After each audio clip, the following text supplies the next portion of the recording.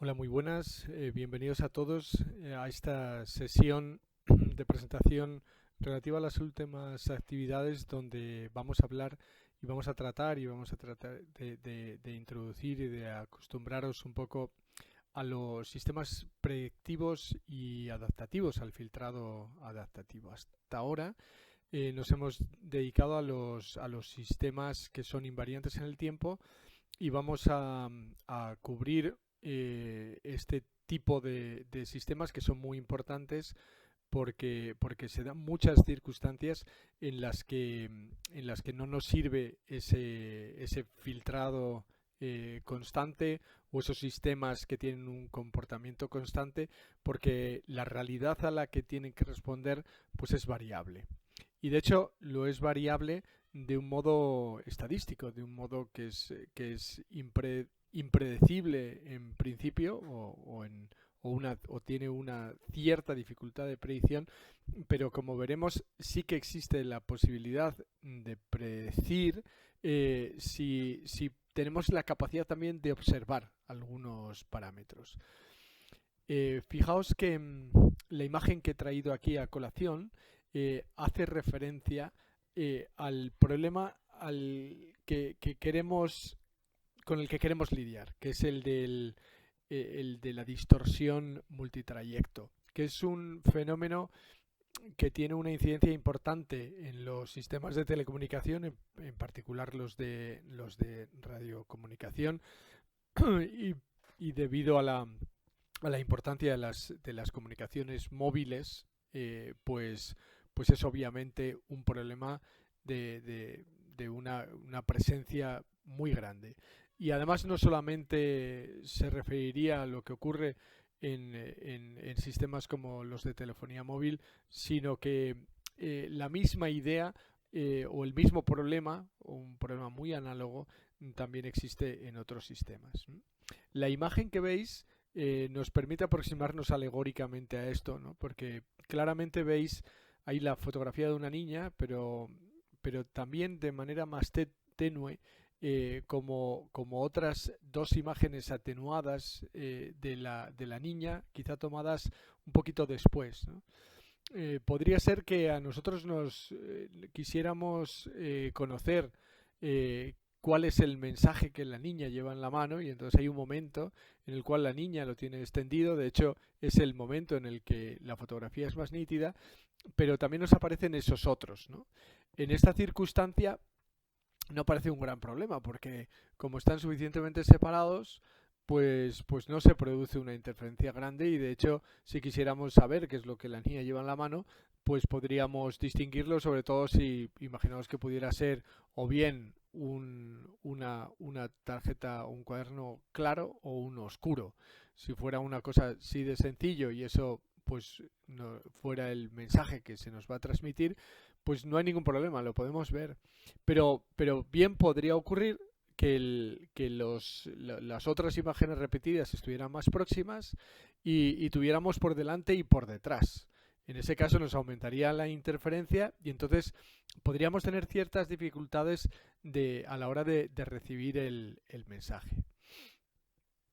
Pues bueno, es una más que nada alegórica.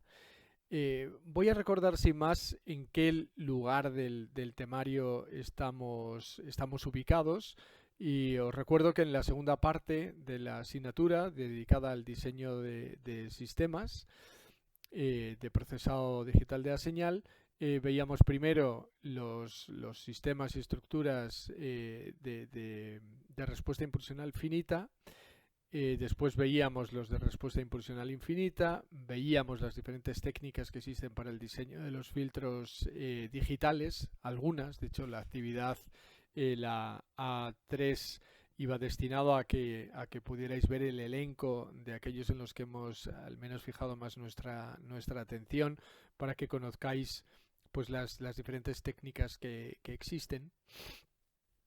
Pero la unidad séptima trata sobre la predicción lineal y el filtrado lineal óptimo. Y de hecho, la actividad que yo tenía prevista en un principio, y lo mencioné cuando hice la presentación de la asignatura, tenía que ver con este problema en el cual, pues bueno, yo he trabajado hace ya mucho tiempo, pero estuve trabajando en el desarrollo de sistemas de predicción y de reconocimiento de las antenas. Y de hecho, bueno, desarrollé algunos algoritmos predictivos propios y quería realizar una actividad, eso porque tengo muchos recursos, ¿no? Y podía llevároslo a ese terreno, pero bueno, veía que quizá al final hay algo de la dificultad inherente a la comprensión del problema que podría estorbar y aunque lo modifique, le di varias vueltas, vamos, finalmente lo cambié y en definitiva ha habido 3 veces. Esta última actividad la he preparado o sea, ha tenido 3 versiones. La que tenéis es la última en la que lo que he tratado es de resumir y de que hagáis al menos un recorrido, que entendáis el problema, porque una cosa importante es entender cuál es el problema, ver en qué medida nos sirven los diferentes métodos que hemos visto de predicción lineal y de filtrado lineal para resolver ese problema, y mediante la configuración de un sistema que os voy a dar, pues la esperanza es que llegáis a entender algo, y además tratar de entenderlo con respecto a uno de los componentes más importantes de los sistemas de telecomunicación, que es el receptor digital óptimo. Bueno, pues vamos a ver cómo es el escenario al cual vamos a dedicar esos procedimientos predictivos y de filtrado adaptado. Hasta el momento nos hemos dedicado a la utilización de sistemas y diseño de filtrados que son constantes en el tiempo. Y cuando tenemos una distorsión, por ejemplo, al transmitir una señal y esta señal se distorsiona, existen muchos casos en los que nos es importante corregir esa distorsión, ¿no? En general, esa distorsión se le llama ecualización. Vamos, a la corrección de la distorsión se le llama ecualización. Y hay en muchas ocasiones en las que esa distorsión la conocemos y es estática, no cambia en el tiempo, y entonces podemos diseñar un ecualizador que responda a la inversa de su respuesta en el dominio transformado. Es tan sencillo como eso, ¿no? Bueno, tan sencillo y tan difícil en la medida que obviamente hace falta observar bien el cómo es la distorsión, caracterizarla adecuadamente y además ser capaces de invertirlo, que a veces, como habéis visto, pues no siempre es del todo fácil. Existen unas limitaciones últimas en cuanto a las formas de los filtros que podemos llegar a realizar, ¿no? para que sean realizables, ¿no? Las técnicas que hemos visto es las que nos permiten aproximarnos a poder lograr esa compensación de una distorsión constante. Pero ocurre muchas veces que la distorsión cambia con el tiempo y además no cambia de acuerdo a unos patrones preestablecidos que podamos decir, bueno, pues ahora va a ser así, luego va a ser de aquel otro modo. No, cambia y cambia de una manera aleatoria, de tal modo que la distorsión es en sí misma un proceso estocástico. Y como tal, pues es obviamente imposible el hacer una corrección mediante un filtrado de los que hemos visto hasta ahora, por medio de sistemas lineales e invariantes temporales, ¿no? Es decir, LTI. Y en realidad existen muchas situaciones que se refieren a este tipo de problema, de distorsiones que cambian con el tiempo y que lo hacen de un modo estocástico. Un caso paradigmático y además de gran incidencia es el del desvanecimiento multitrayecto. Se le llama desvanecimiento porque hay algunas frecuencias que acaban desapareciendo. y se llama multitrayecto porque ocurre que la señal sigue varios trayectos desde el transmisor hasta el receptor. ¿Mm? Como por ejemplo está presente en las comunicaciones móviles y tanto más si resulta que los extremos se encuentran en movimiento relativo, existe cualquier movimiento relativo entre el transmisor y el receptor, pues es bastante obvio que esto que está representado aquí en la imagen, ¿no? En el que veis diferentes caminos en los que en unos casos se dan fenómenos de dispersión, otros de reflexión, de transmisión, de difracción, pero en general está relacionado con los objetos que existen en torno, en ese contexto que media entre la antena transmisora y la antena receptora, los terminales transmisor y receptor.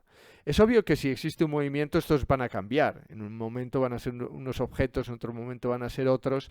Y además estos objetos en sí mismos tampoco tienen por qué estar estables, ¿no? Algunos pueden ser una persona, pueden ser objetos móviles. En su conjunto, como son tantas las variables que intervienen en este contexto, pues resulta que se convierte en un proceso aleatorio, impredecible y que no podemos hacer más cosas más que tratar de darle un cierto seguimiento. Existen otros muchos fenómenos análogos en telecomunicación, como por ejemplo la señal puede atravesar diferentes caminos, inclusive cuando se trata por medios guiados, ¿no? Puede ocurrir que vaya por un cable y nos llegue al extremo receptor atravesando pues un itinerario un poco más largo. Pero insisto, en realidad son múltiples, no voy a referir las múltiples situaciones análogas, pero son muchas y aún así este es quizá el caso más paradigmático y el que además tiene mucha relevancia por el hecho de que las comunicaciones móviles lo tienen. Tenemos una ventaja y es que si comparamos la velocidad de transmisión, es decir, el tiempo que requiere un dato para ser transmitido, que estamos hablando de fracciones minúsculas del segundo, igual microsegundos o de ese orden, o incluso menos o más, pero variaciones muy rápidas, ¿no? Eso es rápido y sin embargo no es tan rápido los cambios de ese multitrayecto. Es decir, a lo largo de muchísimos datos, esta configuración del multitrayecto es constante y ese es el beneficio que vamos a aprovechar, porque si observamos esa permanencia que hay, somos capaces de caracterizar la relación que existe entre los datos que recibimos y a partir de esa observación podemos llegar a predecir cómo se está comportando el sistema, pues es lo que nos va a permitir el poder compensarlo. Y aquí esa es la clave última de lo que tenemos que lograr.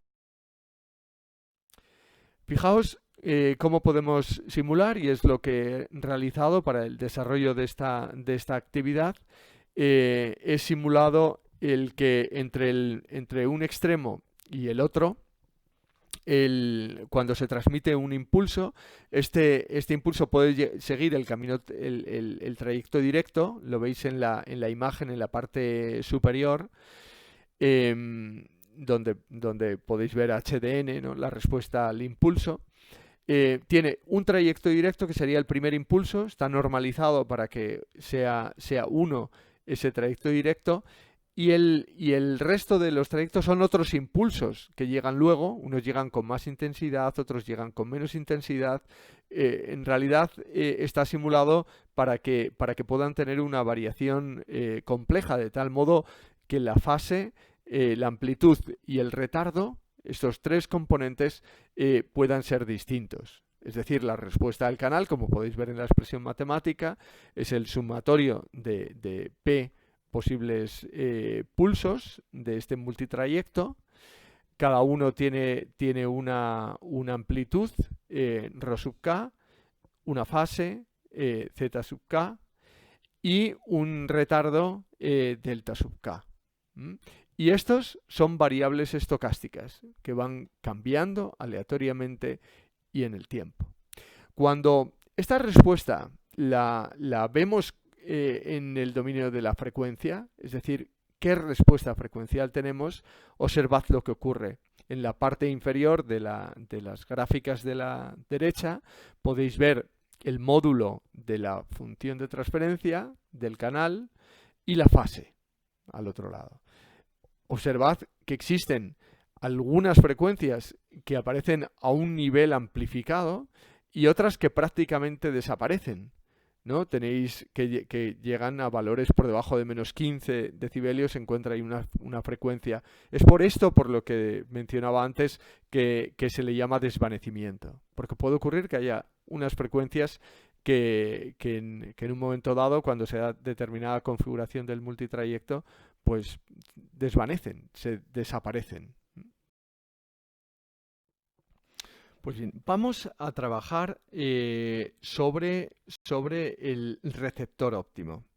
Y os voy a enseñar cómo es el receptor digital óptimo, que es un componente fundamental de los sistemas de telecomunicación, posiblemente uno de los más importantes en las telecomunicaciones modernas, que lo podemos ver en cualquier sitio. Esa estructura la habréis estudiado seguramente en muchos sitios.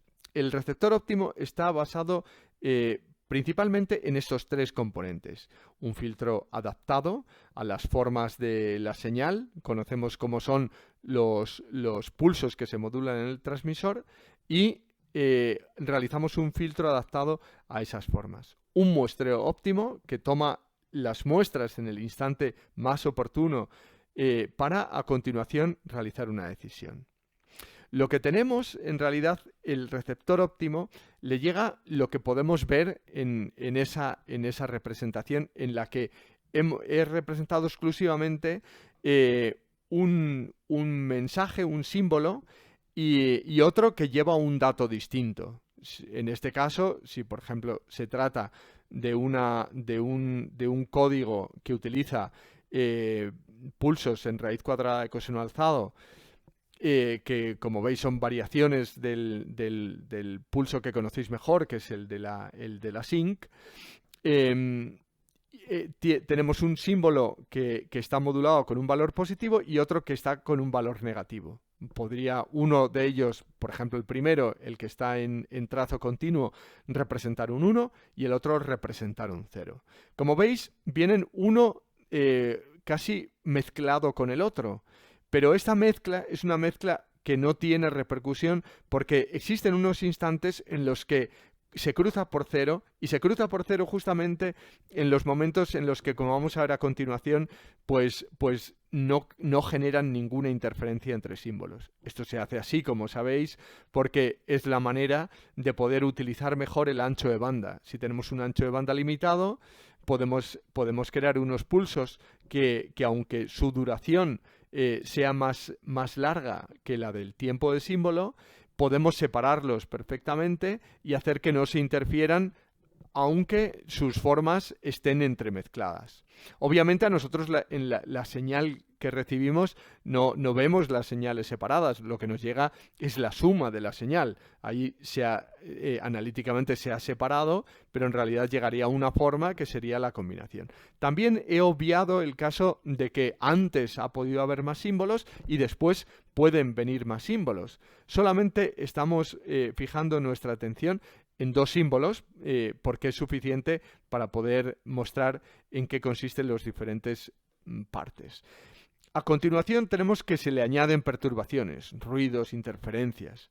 El filtro adaptado tiene una forma que es la imagen especular de la forma básica con la que constituimos o con la que construimos los diferentes símbolos que transmitimos. Observad qué es lo que obtenemos a la salida del filtro adaptado. Es lo que está representado en rojo. A la salida del filtro adaptado, como veis, tenemos en rojo lo que sería el símbolo. Si estamos tratando de observar cuál es el valor del primer símbolo, está marcado y coincide justamente la flecha del muestreo con lo que sería el momento del muestreo. Ocurre en ese instante de tiempo que el otro, el que está punteado, que sería el símbolo adyacente, tiene justamente valor nulo. Y por lo tanto, cuando tomamos esa muestra, solamente tenemos un valor que corresponde a la señal.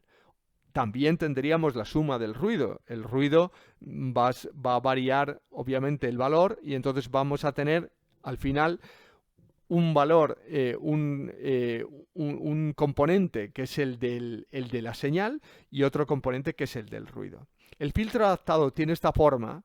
Es algo que demostró Kotelnikov ya hace mucho tiempo, hace 70 años, fue el primero que propuso esta solución, más de 70 años. Es la óptima en el sentido de que es la mejor relación señal-ruido que podemos obtener en la muestra, en esta muestra.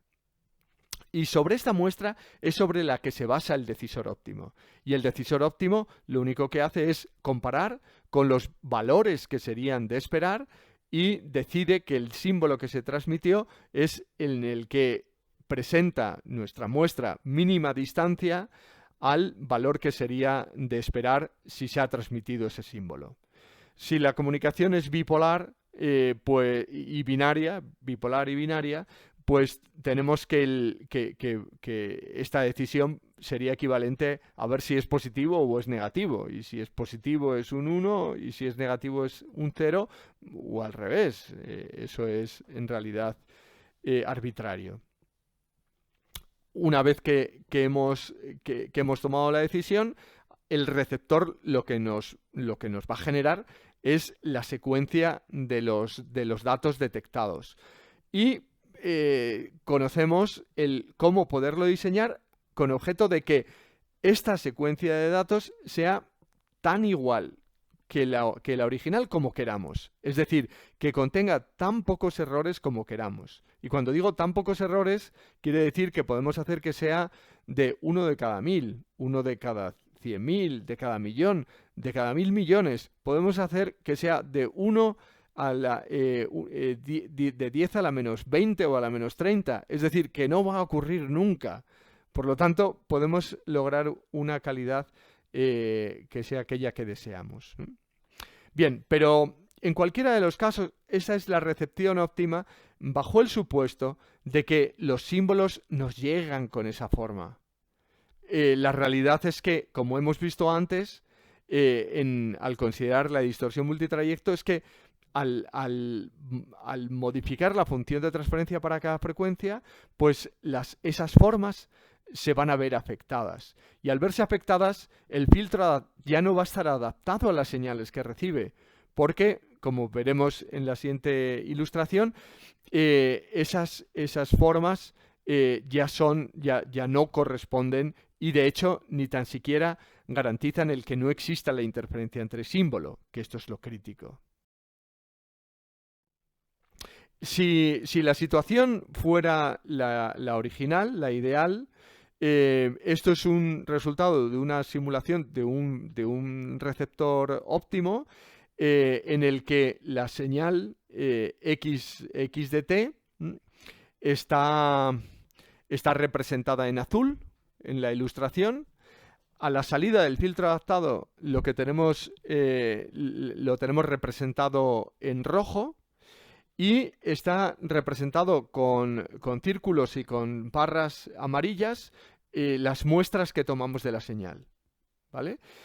El receptor lo que hace es, a continuación, tomar una decisión. En este caso, pues va a decidir que es un 1 siempre que sea un valor positivo y decide que es un 0 cuando es valor negativo la muestra.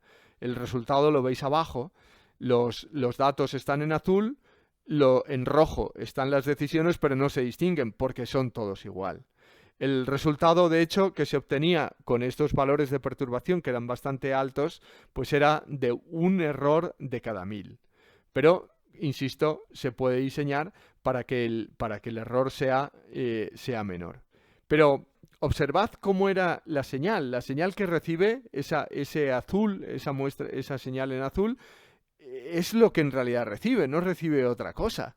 más que eso, ¿no? Si ustedes observaran esa señal, podríais pues plantearos qué vamos a sacar, ¿no? ¿Qué vamos a sacar en claro de esto? Y sin embargo, como podéis contemplar, pues no hay problema, se recibe bien. Este es el resultado de una reconstrucción de las señales, de hecho, con las que estamos trabajando. Las señales de voz de Ramón y Cajal, las señales de laboratorio, y la señal de música de Hermann Dune, para esos mismos errores de probabilidad de error. Como veis, en algún momento se produce una diferencia. Que tiene más efecto en la señal de música que en el de la señal de voz. La razón es porque en un caso son 16 bits en el caso de la música y en el otro son 8 bits, entonces al final hay más probabilidad de que un bit quede afectado y luego al interpolar los valores, pues en la reconstrucción pues resulta que tiene el efecto se propaga. Y entonces acaba notándose más en la música que en la señal de Ramón y Cajal, que a su vez la señal de Ramón y Cajal es más ruidosa. Pero observad que si no tuviéramos errores, insisto en que podemos diseñar el sistema para que tenga tan pocos errores como queramos, la señal va perfectamente pegada a la señal original.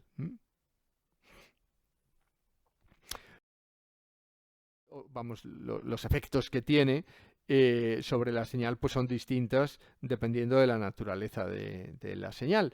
Este es para la señal de imagen también de laboratorio. Si vamos aumentando la probabilidad de error, en un principio tenéis como rodeado en gris la fotografía de Meucci sin ninguna probabilidad, con una probabilidad de error 0, sin ningún error. La siguiente, que es bastante parecida, con unos errores de 10 a la menos 3, vamos aumentando los errores y vemos cómo se va degradando la imagen hasta que llega a un valor de errores muy grandes, ¿no? De casi 3 de cada 10 son errores en la última de ellas, y el resultado pues es que existe una perturbación muy importante y apenas podemos distinguir en la sombra esa imagen de Meucci. Bien, pues lo que vamos a hacer para tratar de corregir el problema de la distorsión es añadirle una ecualización, y la ecualización la vamos a realizar en esas partes que están marcadas en azul en la representación. Pero vamos a ver en la parte de la izquierda la señal. La señal originalmente era con las formas que veíamos en la representación anterior, pero atraviesa el canal multitrayecto y cuando lo atraviesa obtenemos una forma como la que vemos ahí, que de hecho la he obtenido aplicándole la función de transferencia a uno de estos pulsos de señal básica, que se modifica en el tiempo. Y observad algo muy importante, es que los lóbulos laterales se han amplificado significativamente y allí donde aparecían ceros que podían coincidir con los máximos de la señal, pues ya no tenemos ceros. Eso se ve especialmente a continuación. Tenemos el filtrado adaptado, seguimos haciéndolo igual, el muestreo seguimos haciéndolo igual, y entonces al muestrear, lo tenéis en la parte de la derecha de donde pone muestreo, la derecha hacia abajo, casi en el centro, esa representación del muestreo en el que tenemos interferencia entre símbolos. Y una interferencia entre símbolos que ahora ya sí que puede ser significativa. Si solamente tuviéramos interferencia entre símbolos, igual no pasaría gran cosa, pero como además hay ruido, pues entonces estamos aumentando la probabilidad de que se produzcan errores. ¿Vale? Pero podéis ver claramente que aquí tenemos una interferencia del símbolo adyacente, pero es fácil ver por la forma que tiene el símbolo perturbado que el siguiente símbolo podría verse afectado por el lóbulo que está aún más allá de una forma todavía más significativa.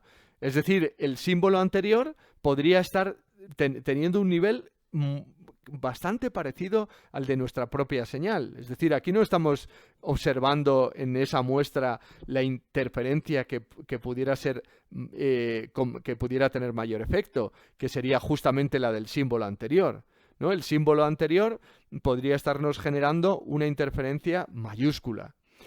Y esto obviamente pues se va a traducir en errores importantes. Pero tomamos las muestras, entonces la muestra va a estar compuesta por el valor que nos interesa, el de nuestro propio pulso, de sub n, de n, esa secuencia de los valores de la señal de interés, de la señal deseada, y el i es la secuencia de las interferencias. El ecualizador adaptativo va a jugar con esta señal con objeto de lograr que esa interferencia desaparezca o que desaparezca tanto como podamos. Por lo tanto, es un problema que es de filtrado. Queremos filtrar, queremos anular la interferencia. ¿Y cómo va a ejecutarlo? Lo va a ejecutar en función de los resultados del decisor. El decisor, sobre todo si estamos ecualizando bien, va a decidir bien también. Y entonces al decidir bien, vamos a tener que la salida del decisor va a reconstruirme bien la señal. Y por lo tanto, puedo reconstruir muy bien cómo es la señal original o cómo son los valores que podría esperar, ¿no? Que es más fácil que reconstruir toda la señal. Reconstruyo la muestra, el valor que sería esperado, que es el D con el acento como el de la ñ. Ese es el de la secuencia reconstruida, la secuencia de las muestras reconstruidas. Se la resto a lo que me sale del ecualizador y eso es el error. Aquí en este gráfico se me ha olvidado añadir el más en un lado, en el de, por ejemplo, la señal deseada, la de la secuencia reconstruida, y le restamos la salida del ecualizador adaptativo, ¿vale? Y ese error es el que vamos a utilizar en el algoritmo adaptativo para calcular los coeficientes del filtro. ¿Y qué filtro vamos a usar? Pues aquí lo vemos. Nos restringimos a un filtrado FIR, de respuesta impulsional finita, en el que, como veis a la entrada, tenemos la señal deseada corrupta por la interferencia y además también por el ruido, ¿vale? Y a la salida del sistema lo que tenemos es la señal filtrada, en la que habremos eliminado o habremos minimizado al menos la interferencia, ¿no? Que sería como una predicción de la señal deseada eliminando la interferencia. Pero en realidad es un filtrado, pero no lo estamos prediciendo el cómo va a ser, sino lo que estamos prediciendo es el cómo es si le quitamos la interferencia. El algoritmo adaptativo, que esto es lo que veíamos justamente antes, a partir de los datos reconstruidos, le restamos la señal que sale del filtro, la señal filtrada, la señal deseada filtrada, y el error es el que utilizamos en la entrada del algoritmo adaptativo. En base a esos valores de error, vamos a poder estipular cuáles son los coeficientes H de este filtro de respuesta impulsional finita. El cómo realizar este cálculo es uno digamos, el principal problema que tenéis se refiere justamente a ese. Pero en el manual de Proakis Manolakis está explicado en muchos sitios. En realidad se reduce a una ecuación que es bastante sencilla. Esa ecuación aparece innumerables veces, que es la matriz de covarianza multiplicado por el vector de los coeficientes del filtro FIR, tiene que ser igual a la covarianza cruzada de la señal de entrada con respecto a la señal deseada. Entonces, el algoritmo adaptativo tiene que trabajar continuamente con esto. trabaja con esos valores que de hecho no nos hace falta estar calculándolo en todos los instantes de tiempo por una sencilla razón, que es a la que apuntaba antes, que el cambio, la velocidad de cambio de la distorsión multicanal es lenta con respecto a los símbolos. Hay uno de los parámetros que tenéis que configurar, que es el del tamaño de la trama que se introduce en la distorsión multicanal, que es el número, digamos, de símbolos en los cuales no cambia la distorsión. Es un valor muy pequeñito, el valor sugerido corresponde en el tiempo a un instante, es un tiempo muy corto y por lo tanto es una aproximación perfectamente válida y es un periodo de tiempo en el que podemos considerar que el proceso es localmente estacionario.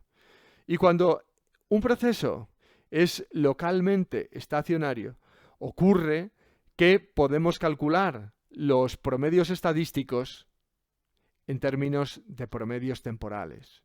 Esta es la clave, porque posiblemente vuestra extrañeza a la hora de invertir o de poder ver cómo se determinan esos coeficientes del filtro es el de y cómo de Montres calculamos esa matriz de covarianza cuando la matriz de covarianza se define en términos de esperanza matemática de todas las posibles realizaciones.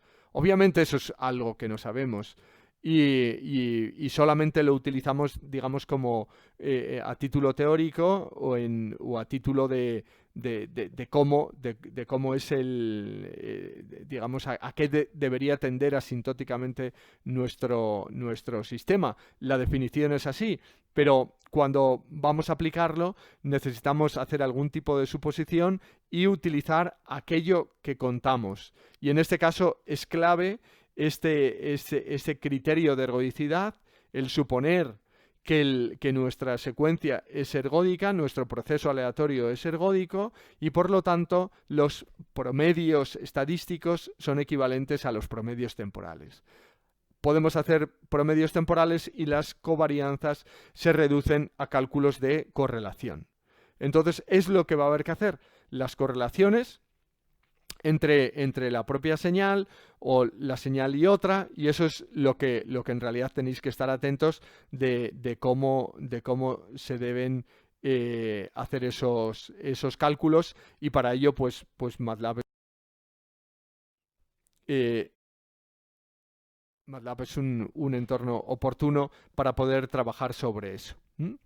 Y aquí tenéis los módulos con los que contáis para la realización de la actividad. Tenemos que vamos a trabajar con las señales de laboratorio con las que hemos trabajado hasta ahora, que son esa señal que conocéis ya bien, de la voz, la señal de música o la señal de imagen.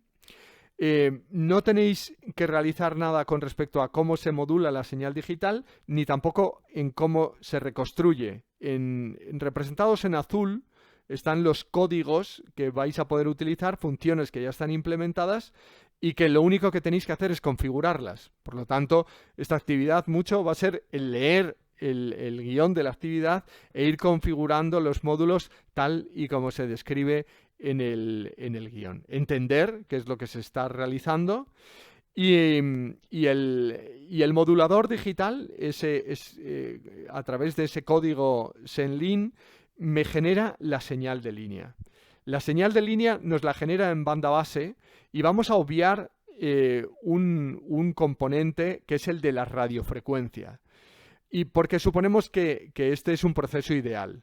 En estricto, la señal en banda base va a modular a una portadora, la transmisión se va a realizar en radiofrecuencia, se recibe, se demodula, multiplicándolo por otra portadora y quedándonos con un filtrado, quedándonos con las componentes de baja frecuencia, y vamos a suponer que ese proceso es ideal, ¿no? No nos preocupamos de cómo es, y el resultado es el que tenemos esa variación multitrayecto o esa distorsión multitrayecto en banda base.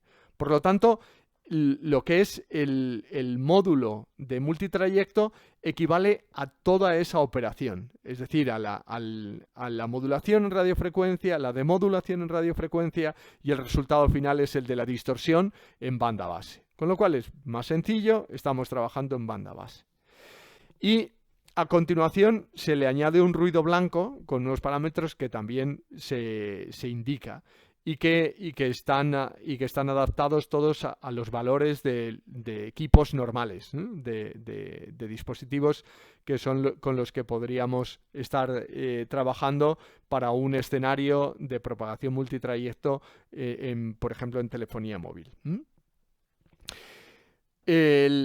A continuación tenemos el receptor óptimo, y el receptor óptimo lo he separado en dos bloques para que podáis introducir el ecualizador adaptativo. Un bloque es el de filtrado adaptado más el muestreo, que a su vez se nutre de una función en MATLAB que no tenéis vosotros que utilizarla, pero que la llaman los otros códigos, que es el que genera los pulsos básicos. Los pulsos básicos, también está dicho en la configuración que tenéis que utilizar, pues van a ser pulsos en raíz cuadrada de coseno alzado con un determinado factor de redondeo y códigos NRZ bipolares. Bien, pues esa operación os trae sin cuidado, o bueno, os sabéis ya, os lo he explicado en qué consiste. Entonces ya tenemos las muestras. Una vez que tenemos las muestras, vosotros sí que tenéis que realizar lo que está en rojo, que es la ecualización adaptativa, pero el ecualizador en sí ya hemos visto antes, la estructura es la del filtrado FIR, se nos dice de hecho qué orden de filtro va a tener, con lo cual eso no es una cuestión a dilucidar. Por lo tanto, lo principal es el algoritmo adaptativo. Y el algoritmo adaptativo, como sabéis, se nutre del resultado del decisor. El decisor, de hecho, da dos salidas distintas. Una es la secuencia de datos. Con la secuencia de datos, a través de la función reconstrucción final, podéis llegar a la señal recibida y ver cómo de parecido es con la original. Pero lo otro que también me devuelve el decisor es la secuencia reconstruida de las muestras esperadas, que es un componente fundamental para el algoritmo adaptativo, porque va a ir haciendo esa comparación y tenemos que tener, de hecho, almacenados las decisiones previas, o los resultados o esa reconstrucción, digamos, de las muestras previas, junto con la señal muestreada, vamos realizando las correlaciones para el cálculo de las autocorrelación y de la correlación cruzada, para ir determinando cuáles son los mejores valores de los coeficientes del filtro H. Y hecho eso, estaría todo. Podéis observar cómo existe una gran diferencia entre utilizar el ecualizador adaptativo o no utilizarlo. Y parte de lo que se os pide pues es, sin más, jugar con diferentes valores de multitrayecto, ver qué efecto tiene, utilizar el ecualizador o no utilizarlo, pero en definitiva es ya configurar, digamos, este escenario más concreto dentro del entorno de simulación, en el que podéis ver cómo se reconstruyen las señales, ¿vale? Pues bueno, espero